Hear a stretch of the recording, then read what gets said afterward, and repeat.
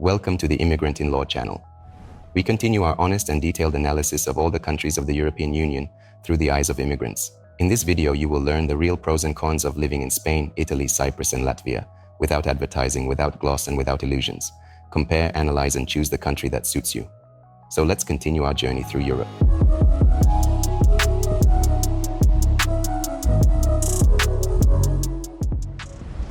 Spain is a country chosen by the heart.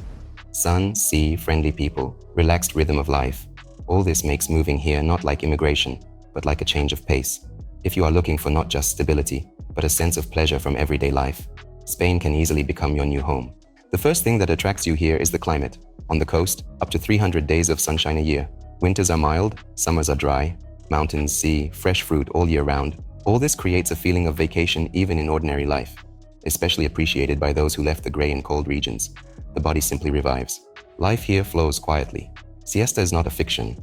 During the day, the city can slow down, and closer to the evening, to play with colors, people go out on the streets, drink coffee, chat. The locals know how to relax and take their time. It's relaxing, but it requires adaptation. For those coming from business countries, at first it seems that everything is too slow. Prices are a pleasant surprise. Outside Madrid and Barcelona, rentals remain affordable. Fruit, wine, seafood cost reasonable money, especially if you buy at markets and live not in the tourist center. Remote workers, retirees, and families with passive income often choose Spain. Here you can live well without spending too much. The attitude towards foreigners is warm. Spaniards are open, like to chat, and are eager to help, especially in the provinces, where immigrants still arouse interest rather than irritation. In addition, there are government programs, from golden visa to residence permits for freelancers. This is a country that not only tolerates immigrants, but in some places is even interested in them. But one should not forget the reality. Salaries here are among the lowest in Western Europe. Even in big cities, income can be low. It is especially difficult for local youth, hence the high emigration rate.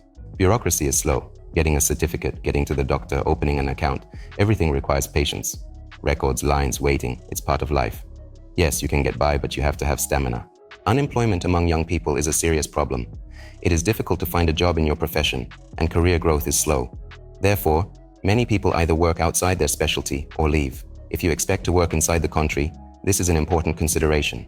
Language is critical. English doesn't help as often as you might think. Even in tourist destinations, Spanish is often the only language spoken. In the regions, even more so. You can live without basic Spanish, but feel like a stranger. And of course, tourism. In summer, Barcelona, Valencia, Mallorca, overloaded. Crowds, noise, price increases. If you want quiet life, look for less touristy towns and villages. Italy is a country where people don't move to for a career, but for life. Everything here is built around the enjoyment of simple things. Delicious food, warm sunshine, socializing, and the beauty around you. Even an ordinary walk around the city can feel like a journey through time. The first thing that catches your eye is the culture. Italy literally breathes history. Rome, Florence, Venice, Siena, Milan. Each city is like an open-air museum. Architecture, sculptures, galleries, squares, cathedrals. Here they do not look like tourist scenery, but just a part of ordinary life. And of course the food. Pasta, pizza, seafood, cheese, wine, coffee. Everything is fresh, affordable, delicious. You can walk into any small trattoria and have a better dinner than in an expensive restaurant somewhere else in the country. Local markets, seasonal products, home cooking. It's not just gastronomy, it's a lifestyle. The climate is mild. In the north it is closer to the European one. Winter is cool with rains. But the further south, the warmer it gets. In Sicily or Calabria in winter, you can walk in a light jacket. Spring and fall are long and comfortable. Summer is hot, especially in the central and southern regions. Family values are a strong element of the culture. Here it is customary to gather for dinner as a family, to respect elders, to take your time. For those looking for a more human rhythm and a warm social atmosphere, Italy is often the perfect place. And then there is higher education. In many universities, studies are quite inexpensive, even for foreigners. Especially in the humanities, creative and architectural specialties. And if you enter a master's program, there is a chance to get a grant. Italian regions actively support students. But all this is accompanied by a typical Italian side, chaos and bureaucracy. Documents take weeks to process. Queues, closed offices, come back tomorrow. All this is a reality. Many services are still not online. Regional differences are enormous. In the north, order, cleanliness, high wages, good medicine. In the south, the mood is different. Warmer climate, closer to the sea, but also lower incomes, weaker infrastructure, higher unemployment. Finding a job here is not an easy task. If you don't have connections and good Italian, it's hard to break through, even with an education. The local market is organized on the principle of acquaintances, especially in the regions.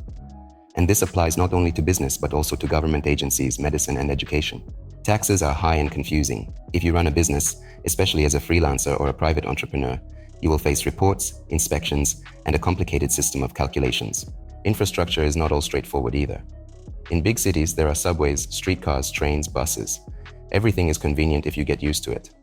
But in small towns and villages, transportation can run on an incomprehensible schedule, and on weekends, do not go at all. Cyprus is about sun, sea, and tranquility, a small island in the Mediterranean Sea, which many people choose not for ambition, but for comfort.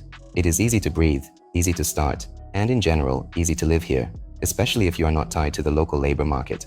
The first thing that makes Cyprus attractive is the climate. It's genuinely warm here all year round. Winter is more like a European fall, +15, sunshine, palm trees. Spring is like from the ads, flowers, fresh vegetables, terraces by the sea. But there is the opposite side, summer. It is long and very hot. From June to September, the temperature can stay under +40, especially in the center of the island. The second big advantage is the English language. It really works here. There are 2 official languages in Cyprus, Greek and English, and the latter is actively used in business, education, banking. Locals are often bilingual, and public services, menus, pharmacies, everything is duplicated in English. This makes adaptation much easier. Add to this a favorable tax system. Low income tax, the possibility of tax vacations, special regimes for non-residents, digital nomads and businesses. All this makes Cyprus a convenient location for those who work online. That is why there are many IT specialists, entrepreneurs, startups, companies from Eastern Europe and Israel. Adaptation is easy. People are friendly. There are many migrants. Local society is not as closed as, say, in Scandinavia. Here you will not have to get into the local culture. Rather, it will open itself to you through food, walks by the sea, and lazy conversations on the terrace. But Cyprus is not a paradise. First of all, the heat. In summer, it is impossible to live without air conditioning. Even by the sea, it can be stuffy, and in the cities, the asphalt literally melts. If you have a hard time tolerating the heat, you should think twice. Secondly, the prices, especially for rent and food. There is not much agriculture of its own, much is imported.